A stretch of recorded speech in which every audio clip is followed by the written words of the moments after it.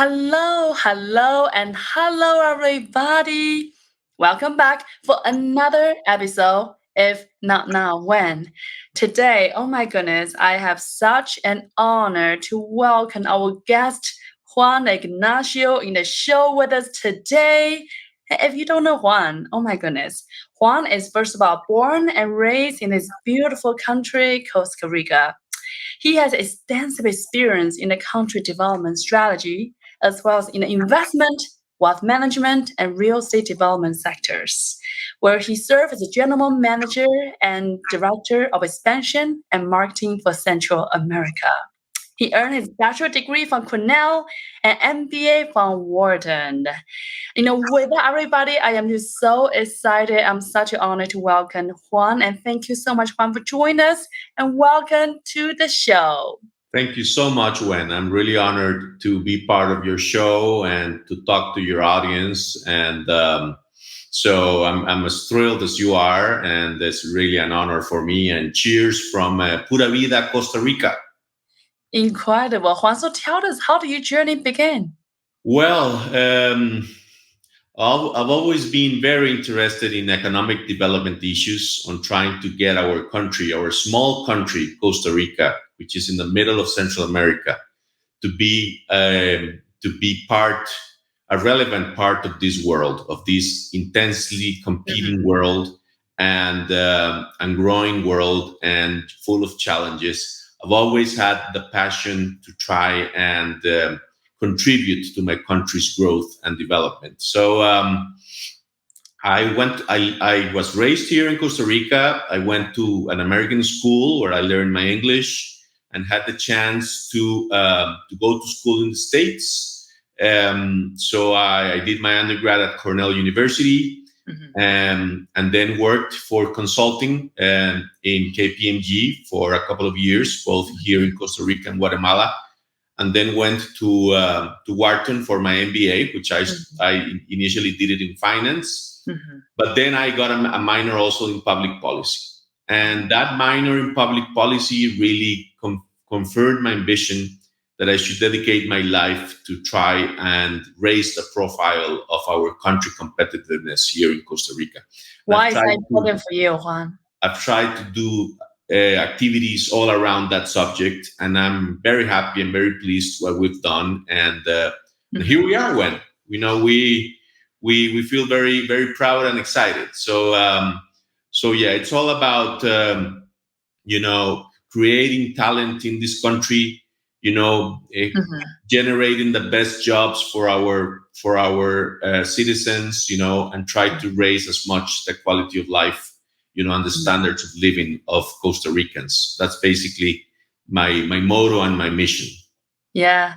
And Juan, your passion is loud and clear. And I love that you have such a heart, such love to your country, which is so admirable. I'm just curious, are you always this way? How do you know, or when do you know that you have a passion to raise the, in the country development? How do you know, when does that come about?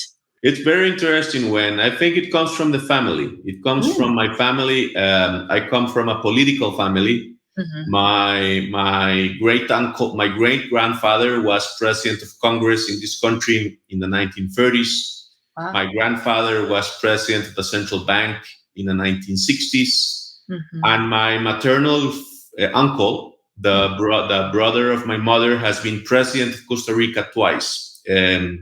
Between 1986 and 1990, where he earned the Nobel Peace Prize in 1987 for the Arias Peace Plan. His name is Oscar Arias.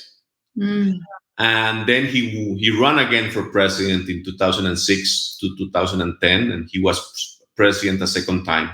So it runs in the family that I was born and raised with this, interest on trying to help the country, and work upon the competitiveness of the country. And so I guess it comes from there. I think you bring it from your birth, from your childhood. Yeah. And it's been very gratifying. So you always know that one, just because you are, kind of from such a noble and beautiful family. Do you always know that as little as you were young? Sometimes they know, sometimes they don't. But it's a pride that you Mhm. carry, and That's uh, beautiful. and I've been very careful not to confuse it with ego, and try to keep myself, humble, and be humble with the humble, and be mean with the mean. That's a motto that I have learned from my parents, and Mhm. try to help those people that most need Mhm. it. And so that Mhm. really drives me. I love And that. I And guess my studies and my work has allowed me to have a global vision and a global access to talent all around the world, and think in a global way, trying to see that Costa Rica is part of a world, but yeah. there's a whole world out there that we need to understand, Mhm. and try to make as much as possible from that. I think it's really incredible that you have such a view where, you're from Costa Rica, but you're also seeing the world. And today you kind of combine the two pieces together and create something just so magical at what you are. So take us back to the journey, Juan. We'd love to kind of unpack the story a little bit more. You mentioned earlier you came to stay for your undergrad, and then after a couple of years of consulting, you go back to Wharton. So maybe pick it up from there. After MBA, what happened? You said a minor changed your perspective. What happened from there? Yeah, I graduated from my MBA at UPenn in 1997. I had the great honor to work in Morgan Stanley in private banking in New York for 3 years, Mhm. and then came back to Costa Rica and started helping the Minister of Science and Technology. That's why, because I've always thought that, and I learned at my MBA that it is through science and technology and innovation, and Mhm. R&D that countries can really progress. So I had a great experience helping the Minister of Science and Technology between 2002 and 2003, Mhm. and then that allowed me to connect myself to a project that really changed my life, and that Ooh. is, I was hired as part of a consulting team at the City Council of Madrid in Spain to implement a science and technology park in the city of Madrid. And I spent 4 years there, living there. Mhm. 1 year as a single guy, and 3 years, married with my current wife, which we Oh. have almost 18 years of marriage. Oh. And um, and that project in Madrid, where I was able to travel to different science and technology parks around the world, Mhm. in Spain, in Britain, in France, in Singapore, in Japan, in Mhm. Israel, that really changed my view about what could be done in terms of infrastructure to attract foreign direct investment and to attract companies that did R&D. Mhm. And we did that in Madrid. Mhm. Spain has a great infrastructure of science and technology parks, and Mhm. that is something that I've been trying to implement here in Costa Rica Mhm. since. So what I did when is that I joined a major developer, a Spanish developer that had investments in Costa Rica, which he had business parks invested in Costa Rica. And I joined him for 10 years, and we implemented, a number of construction projects that allowed to accommodate companies that we attracted from the US, from Mhm. Europe, from Asia, and that came to Costa Rica, and many of them are now with R&D labs, and projects that do innovation processes here in the country. So I'm still involved with the group, Mhm. and I'm very close to the developer, who's from Valladolid, Spain, and Mhm. um, and we generate a number of activities and a number of value added um, services that allow us to attract even more multinational companies into the country. Mhm. So that is something that I feel very proud about. And recently, when I also decided to go and attract startups, not only You big tell us how companies. what happened. That is a huge transition from bringing a project like it's such a large international project now shift to a startup sector. What happened there, Juan? Yes, we decided. I mean, we decided that that, for example, the multinationals that we brought into the country when were not really connecting or linking, creating productive linkages with the hundreds of micro and small local companies in the country.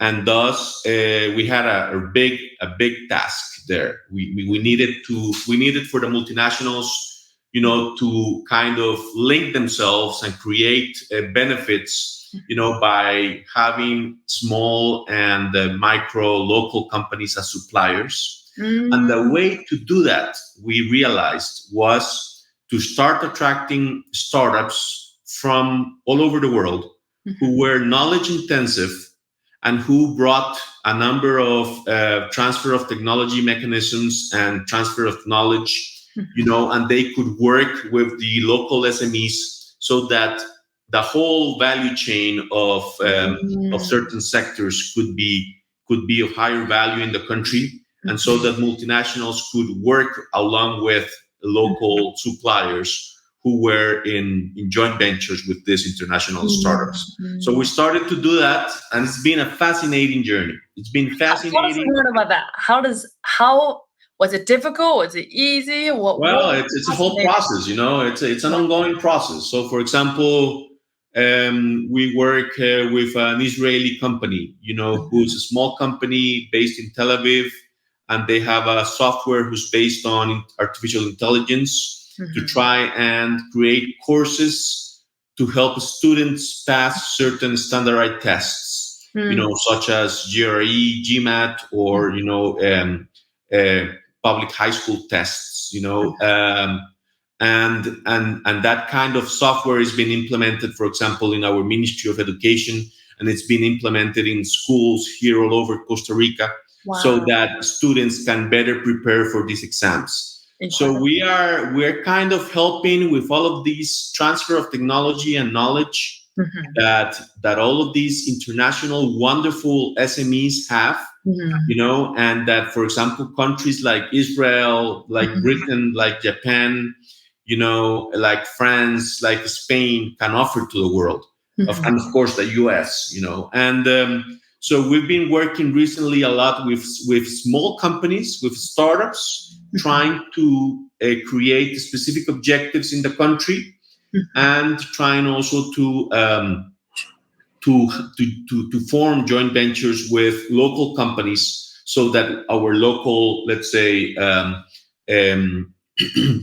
plethora of startups of companies in the country can benefit from knowledge brought from outside. So it's been a journey. It's an on-process journey. That's what I do 24 hours a day. I am constantly connecting the dots. We call it connecting the dots, which is trying to bring all of that international knowledge reflected in micro and small and medium-sized enterprises from all over the world, and trying for them to work with our local ecosystem. So we, for example, not only offer them access to our local companies, but also to our R&D infrastructure, to our public universities, to our research labs, to our local talent, and then that's a value added that Costa Rica has been positioning itself as a country, where you can find great talent, great R&D resources to be used by international companies. So we've gone a long way, and me being in the business of foreign direct investment attraction, those two viewpoints, attracting the big company, the multinational, the brand names, the Microsofts, the Roches, the there are so many companies, and linking them with local startups that are helped by international small startups has been a working formula that it's really becoming successful, and it's a lot of work, but it can be done. And I think it just strengthens our local innovative ecosystem, here in Costa Rica and Central America. I would say Central America because we also work a lot with Guatemala's, let's say, startups, and I'm trying to give it a regional kind of focus, not only Costa Rican. Juan, wow, you are such a visionary. It's so obvious that you have a heart, you have the passion for the country development. But in the meantime, you also have such a strategic mind to working with, multi national company, outside of Costa Rica, bring it in the country. But in the meantime, formulate and or establish an ecosystem locally to kind of having that connection, that linking, as you mentioned earlier, so then it could be a thriving ecosystem. That is wow. What a like global impact. That's magical. How do you always so clear about what you want, Juan? Because you seem like someone who are just so clear about this is exactly what you meant to do on this planet. We always Oh, know. don't think so, Wen. Don't think so. No, sometimes you come through big mountains, and you crash with a mountain, which is Yeah. a big obstacle. Sometimes our investment climate doesn't help. Take into account that Costa Rica is also a very bureaucratic country, very paternalistic. So we've had a lot of challenges. So the road has not always been easy. What is the biggest mountain you climb, Juan? And, or in other words, it maybe it's a mountain you climb, or maybe biggest say mistake or downfall that maybe you have occurred that is not expected. Yes, one of the biggest challenges, when believe it or not, is working in this country as a team. Teamwork. And confidence. Gaining confidence. There's always a lack of confidence when you try and work with a number of different players and try to connect them. There's always certain doubts and reluctances that you have to deal with, because from the other side of the table they ask you, why are you doing this? Why do you want me to work with this player? Won't this client or supplier take advantage of me?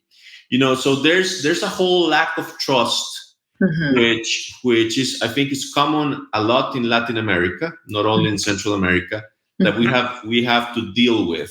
So I would say the biggest challenges is lack of trust that inhibits teamwork, and then the second thing I would say is bureaucracy. We have to deal with bureaucracy, and we have to, to transmit a whole efficient mindset, within a number of institutions that are very bureaucratic, and slow. So it's not always been a joy.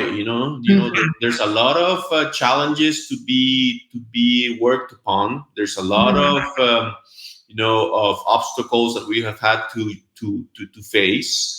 Many of them are resolved, but many of them are still there. So this is the playing game. This is the field where you play, and you just have to learn how to dance in the rain.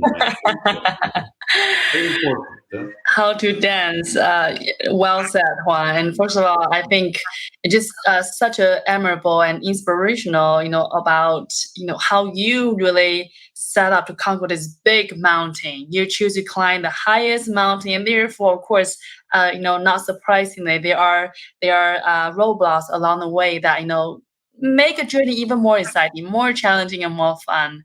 And I'm curious, with those roadblocks in the way, how do you move forward? Or in other words, is there a moment you like, darn, when I don't know if I can push this. I don't know if this is worth fighting tomorrow. How would you have the courage coming back second day, keep fighting? I would say, very interesting question. I love your question. Very important to think about that answer. I would say that the best solutions come when you calm down and you sit down and you start thinking. You start thinking about what is a possible solution, and try to think in a calm way talk to many people as possible, people that you trust, but you need to think and to take your time to develop a pathway that will solve the different issues that you face. I think that that also putting it in writing is very helpful. When you write and you try and expose, okay, this is the problem, Mhm. these are the actors in the problem, this is what you need to solve, this is what you need to achieve, how are you going to achieve it? So I would say also, to answer the question, is that being impulsive doesn't help you. You have to control impulsiveness. You have to control emotions. Mhm. Being emotionally intelligent is so important. It's probably even more important than your technical skills. Your hard knowledge sometimes is less important than your soft knowledge. You need to apply your right hand and your left hand. Mhm. You need to apply strategy. Mhm. You need to be empathetic. you Mhm. need you need to put yourself in the shoes of the other person, Mhm. and you need really to solve a problem and to try and do it in a way where you won't generate conflict and you won't Mhm. generate enemies. Mhm. So it is quite important. It is quite important to to create a, let's say, a working path, Mhm.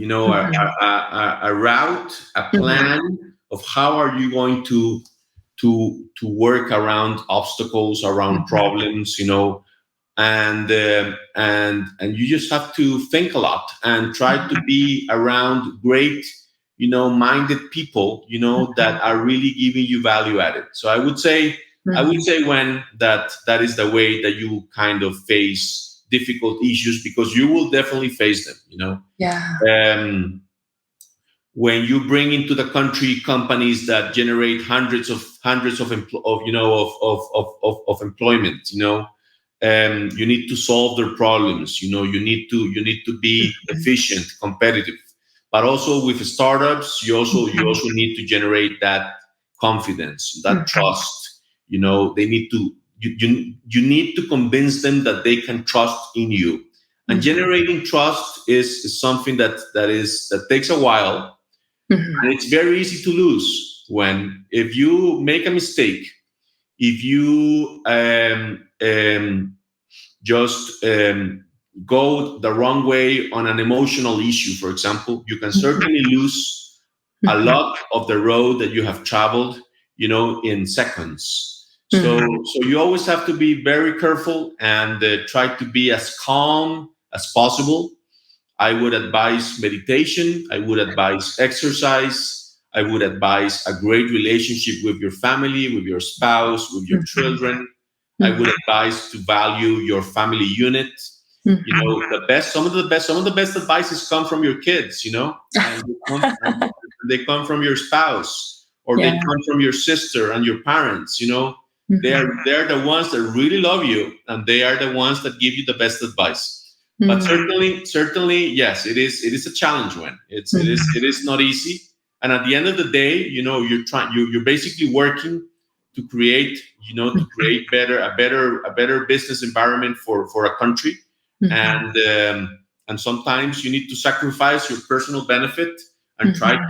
to do things that benefit your country. So yes, it's a whole challenge. Wow. Juan, what a master. I can just tell that you are such a people leader. You hold yourself up in this enormous vision that you are creating, you are building. And meanwhile, I can also tell that what really your secret sauce is make sure surround yourself with the right people, support it with right family, and kind of guarding that mental health in the meantime, tackle those challenges with the right mindset. And wow, what a master. And I could not put it better than what you just said. So thank you for sharing with us that insight. And speaking about startup ecosystem, Juan, I'm curious, tell us a bit more about what are you building today in the Costa Rica regarding startup ecosystem? Yes, we have a whole methodology. When I mean we Tell when us. we when we meet a talented individual, you know, either a young woman or a young man, or or a more mature man or woman with a great idea and great passion. We have a whole methodology in two stages that we implement in order to make sure that they can do great things with their idea and their project. So we have a phase one, which is called a discovery phase, where we work with them around 3 months, and we try and explore a lot the human side of the person behind an idea or a project. And that is different from other people that try and help startups. We focus a lot on the person behind the idea. If the person has the motivation, has the passion, has the drive, even the idea may change, but they still can become successful with their entrepreneurial project. So we focus a lot on getting to know the human side of the person, and what drives them. And once we see that this person is the right fit, we start looking at their products and services. They need to solve a problem. We first ask, okay, the first question we ask is, in what business are you? Okay. For example, if you ask Google, in what business is Google, the question, the answer is, in ads, in publicity, and so we start analyzing every entrepreneurial idea and person in terms of, in what business do you want to be, in what business are you? Okay, what is the problem, or what is the let's say the it's called dolor in Spanish, which is, what is the pain? What is the pain that you are trying to solve? Okay, and why would your product or service solve that pain? We try to find technological differentiators when on the different products and services that are offered, and we try to make sure that these products and services are scalable to a global scale. Very important.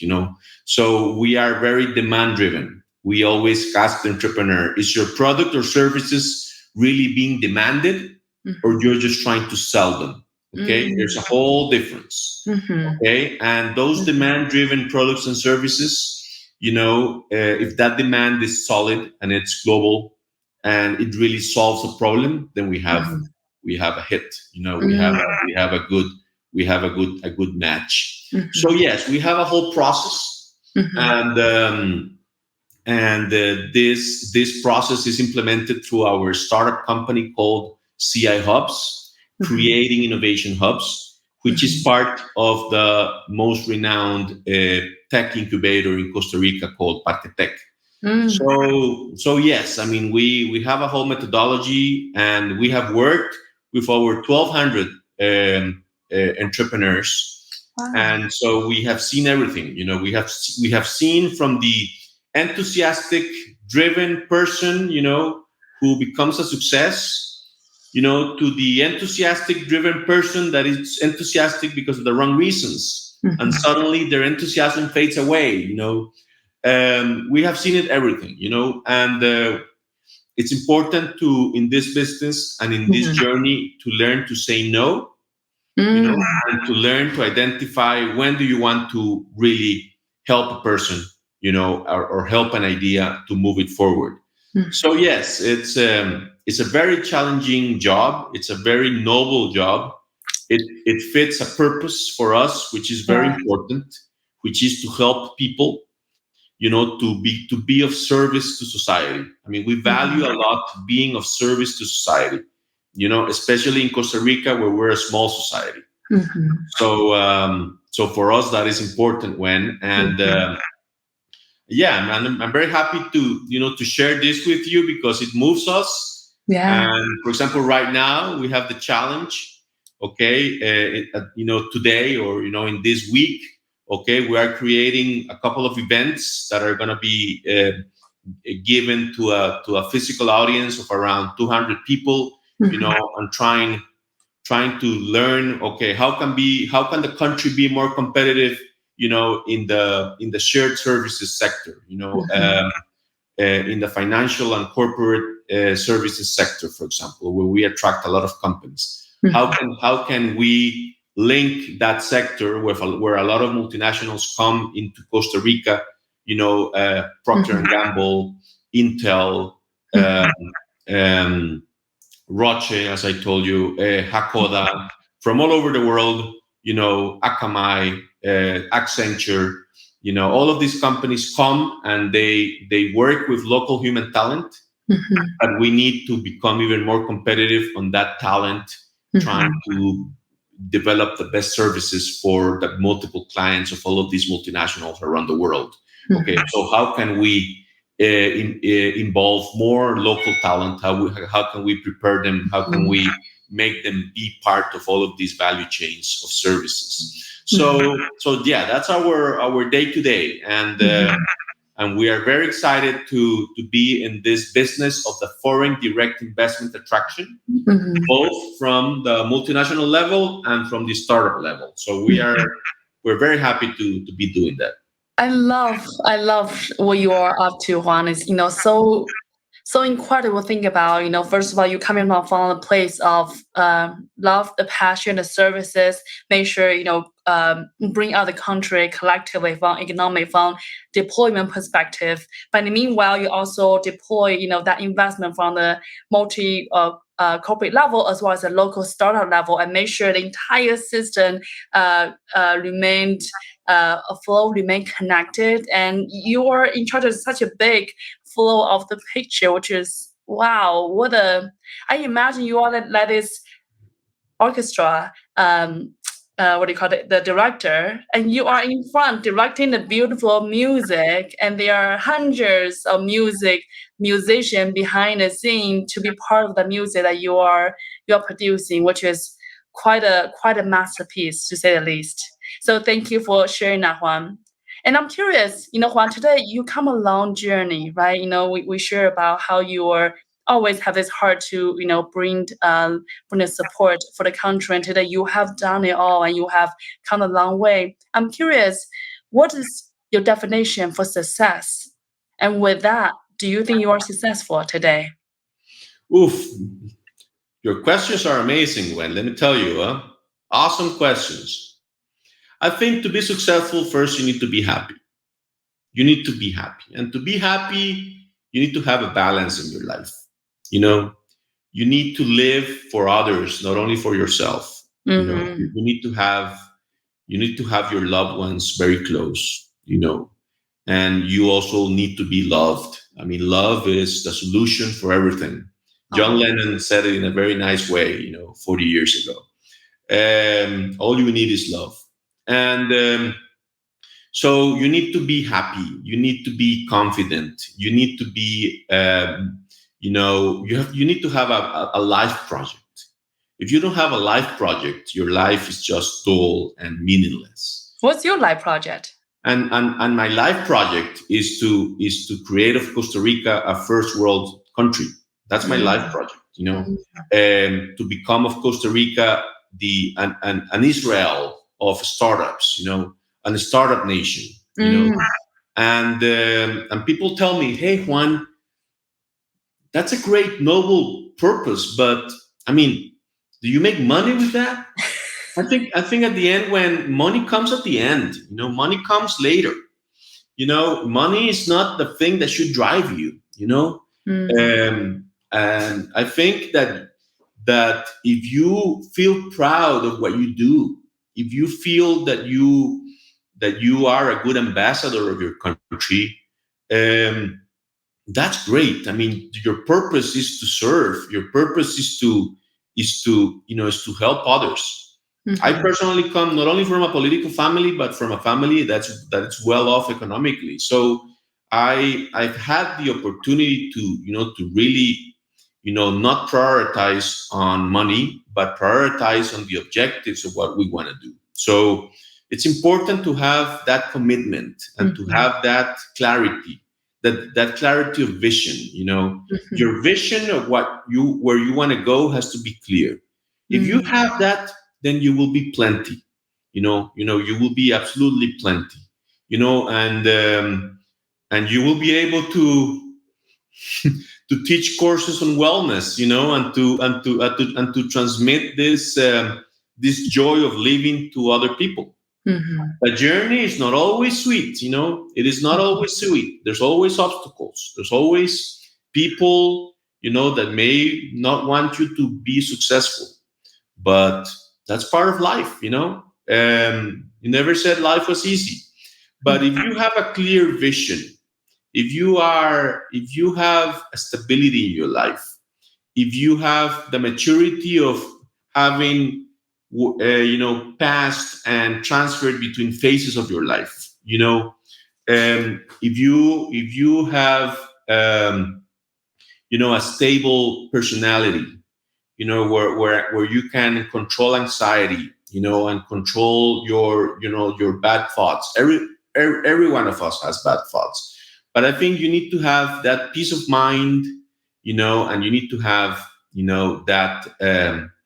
that good spirit in order to be successful. I would answer the question that way, Juan. Wonderful.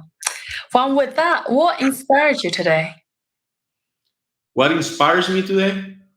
Oof, my two kids. Ignacio, which is 15. Next week, he will be going as a 10th grader to the Wharton summer program at UPenn. Oh, that just has me very happy. And my girl, Elena, she's 14. Those two kids are my inspiration, Oh. But again, if you ask me what also inspires me, it inspires me that, for example, here in Costa Rica, we work with almost 100% renewable sources of energy, for example. Wow. We are a clean country, 26% of our territory are national parks, protected national parks. So that taking care of our nature, and seeing the beauty of nature here is just amazing. So that inspires me too. That gives me a lot of happiness. But and having friends, my friends inspire me a lot. Having friends, being well liked, being respected, that's always nice. That's always nice. I think your question leads me to tell you that we all need to be inspirational. We need to inspire others. That's very, very, very, very important. With that one, one day you and me are long gone by now. What do you want your gravestone to say about you? Well, I would like people to say that I really did my best on trying to raise the standards of living of my fellow citizens, on reducing inequality, on reducing poverty, on helping people succeed, on helping people become successful and have their ideas turned into reality. I would like to be remembered as a person who helps young kids go into science and technology, especially girls, because girls between the grades of 6th and 9th grade, girls, if they go into science and technology, that's the best contribution you can do to your country, So yes, so I would like to be remembered for that. It made my heart swell that you said that. I do have to agree. I think the world, it is a better place when we all rise up together, men and women, boys and girls. And I love that you said that. Just so wonderful. Juan, with that, wow, what a honorable, what a beautiful journey, and truly, such a blessing here. You kind of come along the way, and I do want to ask you, kind of two more questions. One is, Juan, what do you think is number one biggest secret sauce for your success, for your journey up to this moment? I would say is persistence, consistency, never giving up. Mhm. Always having a a good attitude. There are some days where you have a lot of problems and it's tough, but Yeah. always have a persistent, consistent personality and Mhm. discipline. Mhm. And I would tell you, I mean, I think I am not disciplined enough in many things, Mhm. but I think discipline is absolutely important in terms of your job. Mhm. Discipline not only to work but also to exercise or to spend time with your family, to Mhm. spend time out of with your phone off, away Mhm. from your phone, focusing on your kids, focusing on Mhm. your loved ones, and I would say is discipline and persistence. Oh my goodness, Juan, you have such a good heart. I love that you have all those priority in check. You know what's important for you. You know what's your vision. You go after that, but in the meantime, also balancing with the family, with the community, with all the amazing project around. And wow, you're just such a wonderful, wonderful leader. With that, my last question, Juan, is today you work with business, from multinational small businesses, and I'm curious, what would you advise founders who are maybe on their journey, who are startup founders and wanted to grow and scale their business, but right now maybe in the process of maybe finding a big mountain, as we said? How would you advise them to move forward? My best advice for founders is to try and wake up every morning and make sure that what they are beginning to do is what they really like. I Mhm. mean, that it has a purpose for them, that it means something, that is important in their values. There Mhm. needs to be a linkage between the values of a person, the ethics of a person, and Mhm. what they decide to do. Becoming an entrepreneur is very difficult. It's not easy. It's not for everyone. Mhm. You're leaving your comfort zone. The best comfort zone is when you receive a paycheck every 15 days. Mhm. But being an entrepreneur, if you're gonna go and do that, it's because you like what you do. You believe in it. You Mhm. feel identified with it. You feel that Mhm. that accomplishes you. That fulfills you. Mhm. Okay, and that is something that you need to feel it in your heart. And that allows you to have discipline and allows you to have persistence. Mhm. Make sure that the entrepreneur is not doing this to prove anything to anyone else or to take revenge from anyone else, Interesting. but that they really want to do this because it fulfills them as a person, whatever it is. Mhm. And that money is not the first step. Money is at the end of the funnel. Money will come if you drive your purpose and if Mhm. your why is very solid. Mhm. Why are you doing what you're doing? I really enjoy that, Juan. I think it's so well said that, if you do really clear about your why, your mission, really, I think the entire universe got you back. Whatever you do, gonna be a momentum charging forward. But if you, happen to driven by a different or wrong motivation, whether revenge or wealth or all other things that outside of the things you do that you truly love, it's hard to create that momentum, hard to have that support around. So with that, Juan, wow, what a beautiful journey, and truly, thank you for come online to share your insight. So inspirational. I think you are somebody who I felt like I'm so grateful to not only meet you. I feel like one day I probably will read you through a book or through another, because you're just somebody who are just so. I can imagine someone always do the right thing, having the right vision, and truly here to serve your country, your people. It's so admirable. So with that, truly from bottom of my heart, thank you so much for being here, and we truly appreciate you. And also for everybody who is listening today, truly thank you all for joining today. I hope you enjoyed it as much as I do, and I cannot wait to see you all next time. Bye, everybody.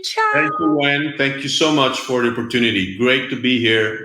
I love this space, and hope we can repeat it soon. All right. Of course. Cheers to everybody. Yeah?